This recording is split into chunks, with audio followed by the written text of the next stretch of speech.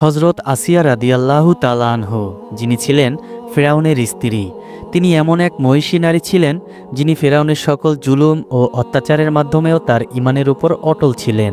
তিনি সত্যের পথে অবিচল থেকে আল্লাহ রব্বুল আলামিনের ইবাদত করতেন এবং সবসময় তার কাছে দোয়া করতেন। একদিন গভীর রাতে ফেরাউন গভীর ঘুমে আচ্ছন্ন ছিল। চারদিক ছিল নিস্তব্ধ রজনী এবং রাতের গাঢ় অন্ধকারে সবকিছু ঢেকেছিল। এই সুবর্ণ সুযোগ দেখে হজরত আসিয়া রাদিয়াল্লাহু তাআলা আনহা অত্যন্ত সতর্কতার সাথে উঠলেন এবং আল্লাহ রব্বুল আলামিনের ইবাদতে মগ্ন হলেন। অনেকক্ষণ ধরে তিনি পূর্ণ হৃদয় ও সত্যিকারের ইখলাসের সাথে আল্লাহর ইবাদত করতে থাকলেন। তারপর তিনি দুই হাত তুলে কান্নার সাথে আল্লাহ তাআলার কাছে দোয়া শুরু করলেন। তিনি বললেন, হে আল্লাহ রব্বুল আলামিন, এই দুনিয়ায় যা কিছু ঘটছে সবই তোমার ইচ্ছায় ঘটছে। তোমার অনুমতি ছাড়া কিছুই সম্ভব নয়। হে আমার মালিক, আমার স্বামীকে হেদায়েত দাও। সে অজ্ঞতার কারণে নিজেকে খোদা বলে মনে করছে, নিরহ মানুষের উপর জুলুম করছে। তার হৃদয়কে পরিশুদ্ধ করে দাও।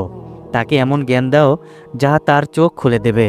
হে আল্লাহ, তাকে তার ভুলের জন্য অনুতপ্ত করাও। আমরা সবাই তোমার সৃষ্টি। আমাকে ক্ষমা করো এবং সঠিক পথে চলার তৌফিক দান করো। আসিয়া ধীরে ধীরে নিজের জন্য, স্বামীর জন্য এবং সমগ্র মানবজাতির জন্য আল্লাহ তাআলার কাছে দোয়া করেছিলেন। কাঁদতে কাঁদতে তিনি তার হৃদয়ে ব্যথা প্রকাশ করেছিলেন।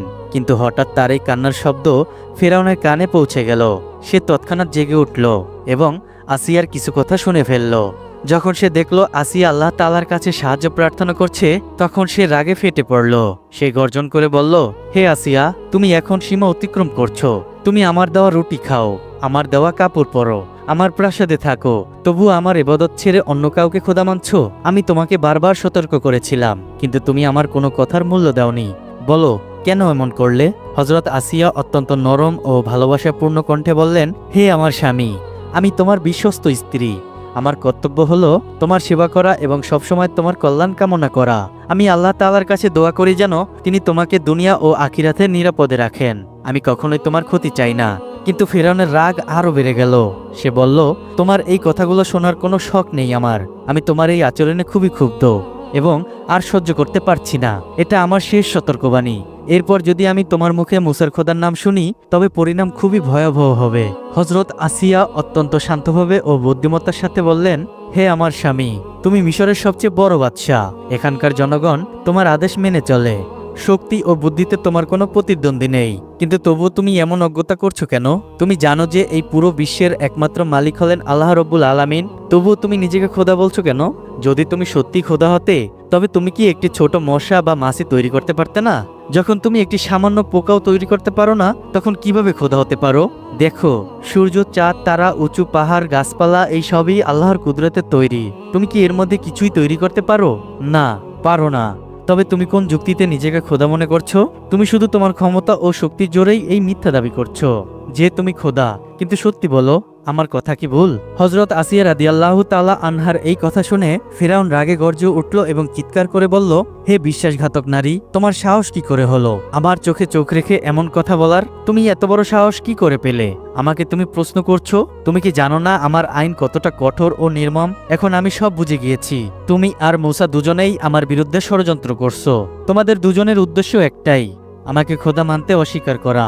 তুমি আমার স্ত্রী হয়েও আমার আইনকে প্রত্যাখ্যান করছো, আমাকে অপমান করছো। তোমার পরিণাম খুব ভয়ঙ্কর হবে। এখন তোমার বাঁচার কোনো পথ নেই। এই বলে ফিরআউন রাগে ফুঁসতে ফুঁসতে সেখান থেকে চলে গেল। কিন্তু ঠিক তখনই একটি গুরুত্বপূর্ণ ঘটনা ঘটল। হজরত মুসা আলাইহিস সালাম ফিরআউনের এক রাঁধুনিকে হত্যা করলেন এবং মাদাইনের দিকে রওনা হয়ে গেলেন। যখন ফিরআউন এই খবর পেল, তখন সে মূসাকে সর্বত্র খুঁজতে আদেশ দিল। কিন্তু শত চেষ্টা করেও মূসাকে খুঁজে পাওয়া গেল না। ফিরআউন উদ্বিগ্ন ও অস্থির হয়ে পড়ল। সেই রাতে সে হজরত আসিয়াকে ধমক দিয়ে ফিরআউন প্রাসাদ থেকে বের হয়ে গেল। কয়েকদিন কেটে গেল, কিন্তু ফিরআউন প্রাসাদে ফিরল না।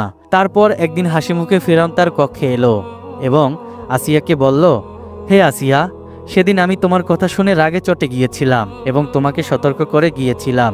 কিন্তু পরে আমি ভেবেছিলাম হয়তো আমার তোমাকে এমন ধমকানো উচিত হয়নি। আমি খুবই লজ্জিত এবং দুঃখিত।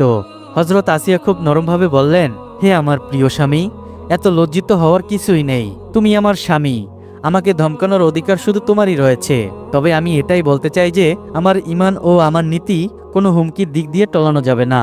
আমি মৃত্যুকে ভয় করি না, কারণ আমার একমাত্র ভরসা হলেন আল্লাহ রব্বুল আলামিন। ফিরআউন বলল, ঠিক আছে, আমি তোমাকে একটি প্রশ্ন করতে চাই। সত্যি করে বলো, মুসা এখন কোথায়? হযরত আসিয়া রাদিয়াল্লাহু তাআলা আনহু বললেন, আমি জানি না, তুমি বলো তোমার কি মনে হয়? আমি জানি না, মুসার কি কোনো সমস্যা হয়েছে? ফিরআউন তখন বলল, না, আমার সৈন্যদের পক্ষ থেকে তার কোনো সমস্যা নেই, কিন্তু কয়েকদিন ধরে কোথাও তাকে পাওয়া যাচ্ছে না। হযরত আসিয়া বললেন, দেখো, মুসা একজন বুদ্ধিমান ও প্রাপ্তবয়স্ক মানুষ, তার জ্ঞান ও বুদ্ধিশক্তি অনেক বেড়ে গিয়েছে, সে ভালোভাবে জানে কি সঠিক আর কি ভুল। ফিরআউন জিজ্ঞাসা করল, তুমি কি বলতে চাও? সে আমার সাথে দেখা করলে আমি তাকে মেরে ফেলতাম? হযরত আসিয়া সহজভাবে উত্তর দিল, এটা তুমিই ভালো জানো, তুমি কি করতে চাও? ফিরআউন বলল, আমার সবচেয়ে বড় দুঃখ একটাই যে তুমি আমার স্ত্রী হয়েও আমাকে খোদা মানতে অস্বীকার করছো। মিশরের সবাই আমাকে খোদা মানে, কিন্তু তুমি একমাত্র যে আমাকে খোদা মানো না। আমি এই দেশের বাদশা, আমাকেই সব জুলুম ও ইনসাফের সিদ্ধান্ত নিতে হবে। কিছুদিন আগে মুসা আমার এক রাঁধুনিকে হত্যা করে পালিয়ে গিয়েছে, যদি আমি তার হিসাব না করি তবে আমার জনগণ আমার সম্পর্কে কি ভাববে? হযরত আসিয়া বললেন, যদি আমি তোমার এই প্রশ্নের উত্তর দেই তবে তুমি কি বলতে পারো যে তুমি এখন পর্যন্ত কতজন নিরীহ বনি ইসরায়েলের শিশুদেরকে হত্যা করেছো? তুমি কি কখনো নিজের এই অপরাধের হিসাব করেছো? তুমি শুধু একজন জ্যোতিষীর কথা বিশ্বাস করে হাজার হাজার নিরীহ শিশুর প্রাণ নিয়েছো। এটা কি জুলুম নয়? এই জুলুমের কি কোনো হিসাব হবে না? ফিরআউন রাগে কাঁপতে কাঁপতে বলল, আমি ভেবেছিলাম আজ আমি তোমার উপর রাগ করব না, কিন্তু তুমি আবারও আমাকে উত্তেজিত করেছো। শোনো, আমি আমার ইলাহি দাবির মাধ্যমে মানুষের হৃদয়ে আমার রাজত্ব বজায় রাখতে চাই। আমি শেষবারের মতো বলছি, আমাকে খোদা মানো, নইলে পরিণাম খুব ভয়ঙ্কর হবে। হযরত আসিয়া অত্যন্ত শান্তি ও সাহসের সাথে বললেন, আমিও তোমাকে শেষবারের মতো বলছি, আমি শুধুমাত্র আল্লাহ রব্বুল আলামিনকেই খোদা মানি, আমি তারই ইবাদত করি, তার উপরেই ঈমান রাখি। তাই তুমিও তোমার এই মিথ্যে খোদা দাবি থেকে তওবা করো এবং সত্যিকারের মালিকের উপর ঈমান আনো। ফিরআউন তখন হিংস্র ভয়ঙ্করের মতন গর্জে উঠল, তার মুখ রাগে লাল হয়ে গেল। সে প্রাসাদ থেকে বেরিয়ে গেল। এখন সে আসিয়াকে শাস্তি দেওয়ার সিদ্ধান্ত নিয়ে ফেলেছে। সে তার ঘনিষ্ঠ বন্ধু ও উজির হামানকে ডাকলো। কিছুক্ষণের মধ্যেই হামান হাজির হলো এবং বলল, কি হয়েছে জাহাপানা, কোনো নতুন বিপদ? ফিরআউন গম্ভীর কণ্ঠে বলল, হামান, তুই আমার শৈশবের বন্ধু, আমার প্রতিটি সাফল্য তোর হাত থেকে এসেছে, কিন্তু এখন আমার একটি পারিবারিক সমস্যা দেখা দিয়েছে। আমার স্ত্রী আসিয়া আমাকে খোদা মানতে অস্বীকার করছে। আমি তাকে হুমকি দিয়ে ছেড়ে দিয়েছি, কিন্তু সে এখনো রাতের আধারে আল্লাহ তাআলার কাছে দোয়া করে, কাঁদে, বিড়বিড় করে। এমনকি এখন সে মুসাকেও তার পথে নিয়ে গিয়েছে। এই কথা কারো কানে যেন না যায়। এখন তুই বল, এই বিদ্রোহী নারীকে কি করা উচিত? তাকে কি শাস্তি দেওয়া যায়?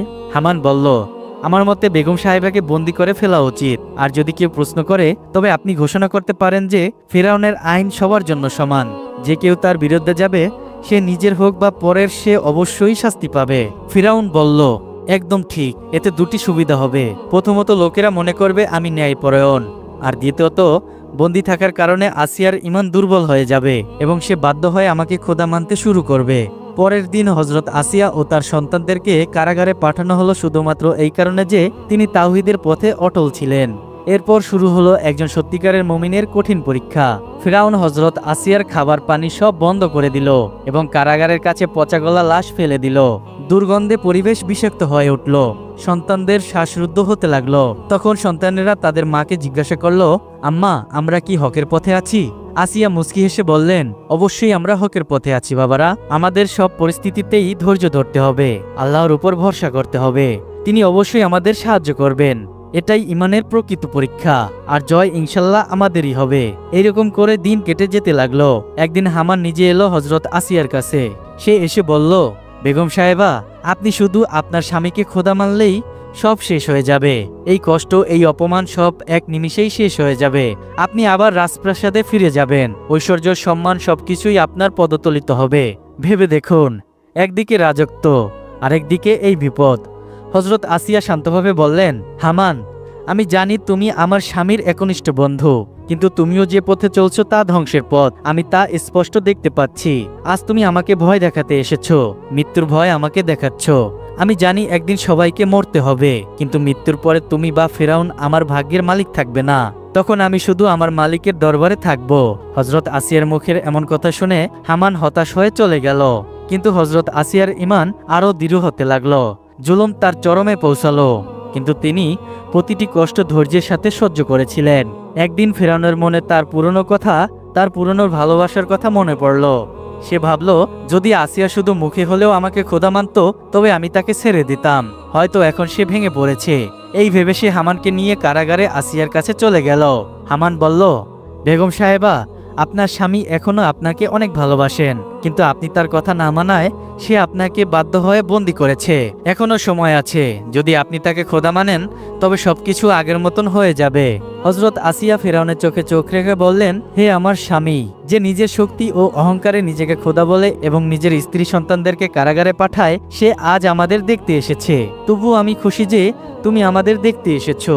ফিরআউন বলল, আসিয়া, তুমি আমার প্রথম স্ত্রী, আমি আমার জীবনের শুরুটা তোমার সাথে করেছি। তুমি জানো আমি তোমাকে কতটা ভালোবাসি। তবু আমি তোমাকে কেন বন্দি করেছি তাও তুমি জানো। আমার আর কোনো পথ খোলা নেই। আমি তোমাকে শেষবারের মতন বলছি, শুধু মুখে হলেও আমাকে আল্লাহ মানো, আমাকে খোদা মানো। আমি তোমাকে এখনই মুক্ত করে দেব। কিন্তু হযরত আসিয়া রাদিয়াল্লাহু তাআলা আনহার ঈমান আরো দৃঢ় হয়েছিল। তিনি নির্ভয়ে বললেন, দেখো, তুমি ফিরআউন হতে পারবে, কিন্তু আমার আল্লাহ কখনোই হতে পারবে না। তুমি সাধারণ মানুষের মতোই একজন সৃষ্টি মানুষ। তোমারও মা বাবা আছে, তুমিও ক্ষুধার্ত হও, তুমিও ঘুমাও। কিছু মূর্খ লোক তোমাকে আল্লাহ বলতে পারে, কিন্তু আমি কখনোই তোমাকে খোদা মানতে পারি না। এমনকি আমার প্রাণ গেলেও আমি মিথ্যা কথা বলবো না। আমি আবারও বলছি, তোমার এই মিথ্যা দাবি ছেড়ে দাও। এবার সত্যিকারের হৃদয় থেকে লা ইলাহা ইল্লাল্লাহ বলো। আমি খুশি মনে তোমাকে বরণ করব। কিন্তু যদি তুমি তা না করো, তুমি মনে রেখো, আখিরাতে তোমার উপর কঠিন শাস্তি হবে। এই কথা শুনে ফিরআউনের মুখ রাগে লাল হয়ে গেল। সে চিৎকার করে বলল, হামান, এখন আরো বেশি বাড়াবাড়ি হয়েছে। এটাই আমাদের শেষ চেষ্টা ছিল। এখন স্পষ্ট যে এই নারী কখনো আমার কথা মানবে না। যাও, সারা রাজ্যে ঘোষণা করে দাও, কাল খোলা ময়দানে সবার সামনে এই বিশ্বাসঘাতক নারীকে কঠিন শাস্তি দেওয়া হবে, এবং এই শাস্তি খুব ভয়ানক হবে। মিশরের সমস্ত মানুষ দেখবে ফিরআউনকে আল্লাহ না মানার পরিণাম কি হয়। এই কথা শুনে হযরত আসিয়া বুঝে গেলেন যে পরের দিনটি হয়তো তার শেষ দিন হবে। তিনি নিজেকে মানসিকভাবে প্রস্তুত করলেন। রাত কেটে গেল, সকালের আলো ছড়িয়ে পড়ল। আজ সেই দিন, যে দিন একজন সত্যিকারের ইমানের সবচেয়ে বড় পরীক্ষা হতে চলেছে। খোলা মাঠে ইনসাফ হতে চলেছে। হযরত আসিয়া ও তার নিরীহ সন্তানদের জন্য শহরের প্রতিটি কোণ থেকে খোলা মাঠে ইনসাফ হতে চলেছে। হযরত আসিয়া ও তার নিরীহ সন্তানদের জন্য শহরের প্রতিটি কোণ থেকে মানুষ এসেছে। শিশু, বৃদ্ধ, নারী, পুরুষ সবাই জড়ো হয়েছে সেখানে। হযরত আসিয়া ও তার সন্তানদের বন্দী করে মাঠে আনা হলো। পরিবেশ ভয়ঙ্কর, সবাই শ্বাস বন্ধ করে দেখছে এখানে এখন কি হবে। তখন ফিরআউন ও তার উজবেরা সেখানে পৌঁছালো। ফিরআউন শেষবারের মতো নিজেই হযরত আসিয়াকে বলল, আসিয়া, এখনো সময় আছে। আমি তোমাকে আরেকবার বলছি, তুমি কি আমাকে আল্লাহ মানতে প্রস্তুত? হযরত আসিয়া মুস্কি হেসে পূর্ণ আত্মবিশ্বাসের সাথে বললেন, আমি শুধুমাত্র আল্লাহ রাব্বুল আলামিনের উপর ঈমান রাখি। আর আমিও তোমাকে শেষবারের মতো বলছি, তুমিও আমার মালিককে তোমার মালিক হিসাবে গ্রহণ করো। ফিরআউন গর্জে উঠে বলল, আসিয়া, তুমি কি জানো কার সামনে এ কথা বলছো? আমি কে তা কি তুমি বুঝো? আসিয়া আবার মুচকি হেসে বললেন, হ্যাঁ, খুব ভালো করেই জানি। তুমি আর আমি দুজনেই আল্লাহর সৃষ্টির মানুষ। ফিরআউন আবার বলল, তোমার এখনো সময় আছে। যদি তুমি আমাকে খোদা মানো তাহলে আমি তোমাকে ছেড়ে দিব, নইলে তোমার মৃত্যু নিশ্চিত। হযরত আসিয়া শান্তভাবে বললেন, আমি তোমার কাছে আমার প্রাণ ভিক্ষা চাই না, বরং আমি তো কবে থেকেই আমার মালিকের দরবারে যাওয়ার জন্য উদ্বিগ্ন হয়ে গিয়েছি। এই কথা শুনে ফিরআউনের রাগ আকাশ ছুঁয়ে গেল। সে তার সৈন্যদেরকে আদেশ দিল, এই নফরমান নারীকে তাড়াতাড়ি হত্যা করো এবং তার দেহ বনের জন্তুদের হাতে ছেড়ে দাও। হযরত আসিয়া তার মুখ আকাশের দিকে তুললেন এবং বললেন, হে আমার আল্লাহ, আমাকে তোমার কাছ থেকে জান্নাতের একটি ঘর দেখাও, আমাকে সাহায্য করো এবং এই জালিমের হাত থেকে আমাকে রক্ষা করো। ফিরআউন তার সৈন্যদের আদেশ দিলেন, তেল গরম করো, একটি বড় কড়াই আনো এবং তাতে ফুটন্ত তেল তৈরি করো। সৈন্যরা একটি বিশাল কড়াই এনে তাতে আগুন জ্বালালো। কিছুক্ষণের মধ্যেই তেল ফুটতে শুরু করলো। বাষ্প উঠছিল, জ্বলন্ত গরম অনুভূত হচ্ছিল। সেগুলো দেখে চারদিকের লোকজন কাঁপতে লাগলো। কিন্তু এই দৃশ্য দেখে হযরত আসিয়ার মুখ আরো উজ্জ্বল হয়ে উঠল। তার নিরীহ সন্তান ভয় পেতে শুরু করলো। তারা কাঁপা কণ্ঠে তাদের মাকে জিজ্ঞাসা করলো, আম্মা, আমাদের কি এই ফুটন্ত তেলে ফেলে দেওয়া হবে? এটা কি আমাদের জন্যই গরম করা হচ্ছে? হযরত আসিয়া তার সন্তানদের মাসুম মুখ দেখলেন, তাদের বুকে জড়িয়ে ধরলেন এবং মুচকি হেসে বললেন, আমার প্রিয় সন্তানেরা, ভয় পেও না। আমাদের কারো কাছে ভয় পাওয়ার দরকার নেই। আমরা আল্লাহ রাব্বুল আলামিনের উপর ঈমান এনেছি এবং এখন আমরা তারই কাছে যাচ্ছি। দেখো জান্নাতের ফেরেশতারা তোমাদের ডাকছে, আমাদের জন্য জান্নাতের বাগানের দরজা খুলে গিয়েছে। ফেরাউন রাগে আসিয়ার দিকে তাকালেন এবং বললেন, যদি তুমি এখন আমাকে খোদা না মানো তবে তোমাকে এবং তোমার সন্তানদেরকে এই ফুটন্ত তেলে ফেলে দেব। হযরত আসিয়া নির্ভয় বললেন, হে ফেরাউন, আমাদের মৃত্যুর কোনো ভয় নেই, আমরা তো কবেই আল্লাহ তাআলার কাছে যাওয়ার জন্য প্রস্তুত হয়ে আছি, আমাদের মাবুদ আল্লাহ তাআলা আমাদেরকে ডাকছেন। এই কথা শুনে ফেরাউনের রাগ আরো বেড়ে গেল।